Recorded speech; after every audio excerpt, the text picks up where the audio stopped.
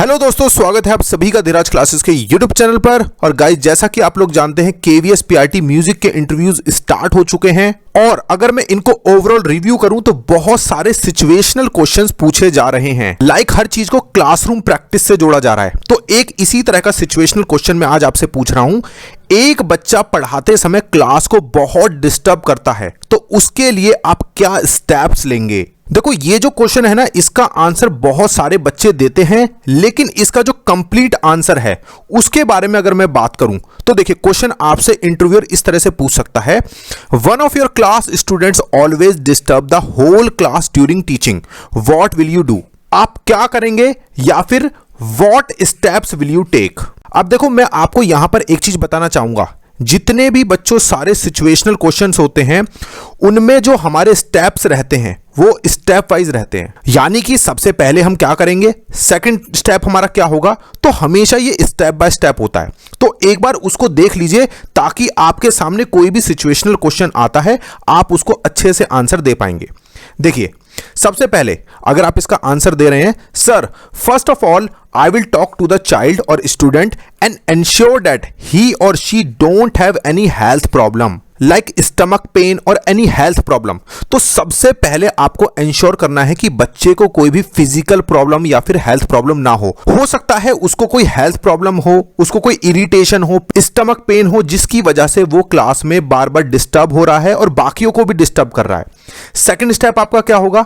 Second step लेंगे, second thing I will try to know that child is eating properly और not. इस question की अगर मैं बात करूं तो सेकंड थिंग आप चेक करेंगे कि बच्चे ने अच्छे से ब्रेकफास्ट किया है या नहीं, बच्चा अच्छे से प्रॉपर फूड ले रहा है या नहीं, is he had proper breakfast और नॉट। आपने मैस्लो हिराकी पढ़ी होगी, उसमें सबसे पहले क्या आती है आपकी? रोटी। यानी कि सबसे पहले बच्चे का जो स्टमक है वो फिल होना चाहिए। सो सेकंड थिंग आप लोग क्या चेक करेंगे कि बच्चे ने प्रॉपरली जो भी फूड है वो खाया है या नहीं। थर्ड थिंग आप क्या चीज चेक करेंगे? थर्ड थिंग होगी, if this is only a behavioural problem, यदि अगर ये बच्चे की सिर्फ और सिर्फ बिहेवियरल प्रॉब्लम है, then I will try to channelise his और हर एनर्जी। अगर ये बच्चे की बिहेवियरल प्रॉब्लम है तो आप क्या करेंगे?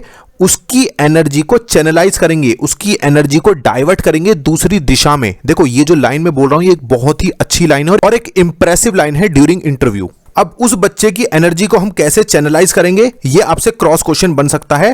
तो उसका जवाब आप कुछ इस तरह से दे सकते हैं, like giving him some small task, उसको छोटे छोटे काम देना, यानी उसको कुछ रेस्पॉन्सिबल वर्क देना। Praising him for the good work, वो कुछ भी अच्छा काम करता है तो उसके लिए उसको प्रेज करना, उसकी प्रशंसा करना। Third thing, calling his name during the class, बार बार उस बच्चे का नाम बुलाना। मान लीजिए आप बच्चे को बुक ओपन करने के लिए कह रहे हैं तो उससे पूछ सकते हैं, have you open the book, उसका नाम लेकर पूछ सकते हैं। Giving him some responsible work, ऐसे बच्चे क्लास में डिस्टर्बेंस तब क्रिएट करते हैं जब उन्हें यह लगता है कि वो क्लास में लेफ्ट आउट हैं। तो वो बच्चे ऐसा फील ना करें, इसलिए उनको कोई भी रेस्पॉन्सिबिलिटी वाला काम आप उनको दे दीजिए, तो आप देखेंगे वो एक बहुत अच्छे से उस काम को परफॉर्म करेंगे। तो ये 4 तरीके मैंने आपको बताए हैं, आप इसमें और भी ऐड ऑन कर सकते हैं। बाकी एक चीज आप और बोल सकते हैं वहां पर, and sir along with this I will also check my teaching methods, मैं अपने टीचिंग मेथड्स को एक बार फिर से चेक करूंगा या करूंगी, ये बात आप जरूर बोलें। तो गाइज, इस क्वेश्चन के जरिए मैं आपको 2-3 चीजें बताना चाहता हूं। सबसे पहले आपको देखनी है बच्चे की फिजिकल प्रॉब्लम तो नहीं है, कुछ हेल्थ प्रॉब्लम तो नहीं है।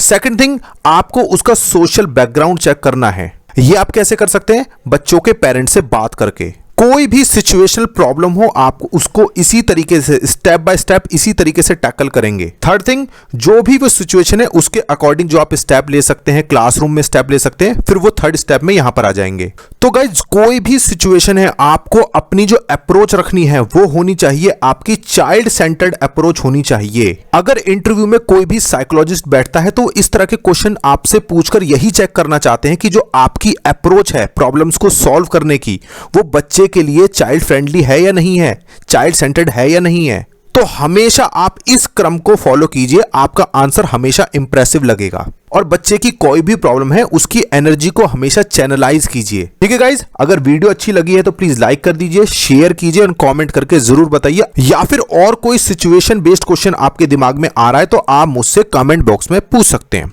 Thank you so much guys.